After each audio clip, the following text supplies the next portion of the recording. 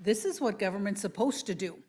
You know, the word stolen and stealing was used, but government is supposed to be looking at programs, is supposed to be looking at how we are spending taxpayer dollars. As elected officials, this is our job. This is our responsibility to look at programs, to make cuts where necessary, and to be responsible with the taxpayers' dollars.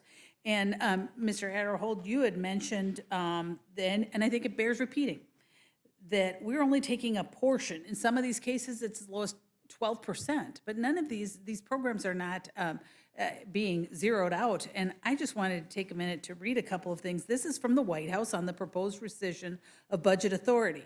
And this is, it says, this proposal would not reduce treatment, but would eliminate programs that are antithetical to American interests and worsen the lives of women and children.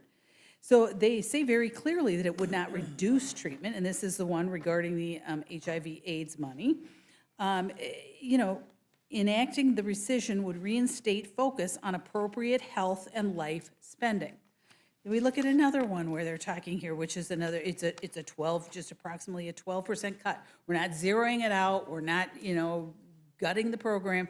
A simple 12% reduction, which I think we owe the American people the responsible thing to do, which we have to make reductions. And it says this proposal would eliminate only those programs that neither provide life-saving treatment nor support American interests. So this is not, the opposition likes to make this sound like we are gutting programs and leaving, you know, leaving people dying in the streets, but that's not the case. These are modest cuts. These are modest rescissions, and it's very difficult to listen to them saying that we're doing all of these horrible things, and well, this is really the truth. And Mr. Adholt, you had a comment. Let me just add that we some of the examples that of the ways that we have seen, 1.5 million to advance diversity and equity inclusion in Serbia's workplaces and business communities, 70,000 for production of a DEI musical in Ireland, 2.5 million for electric vehicles in Vietnam, and the list goes on. And that's what this rescission package is trying to do, to address those things.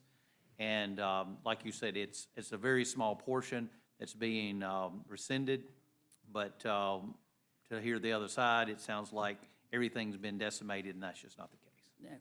I appreciate that. And you know, as we take a look at, you know, and then we talk a little bit about NPR, and, you know, the programs that they're funding, they're busy using taxpayer dollars for programs that are called When Civility is Used as a Cudgel Against People of Color. In 2021, NPR lamented that animals deserve pronouns too. And then we've got, when we're talking about children's programs, they have a show called, it's a drag queen, and it's a children's program called Little Miss Hot Mess.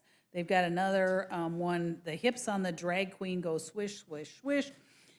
That does not sound like children's programming to me. That sounds like a political agenda. Exactly. And the American people are fed up with it.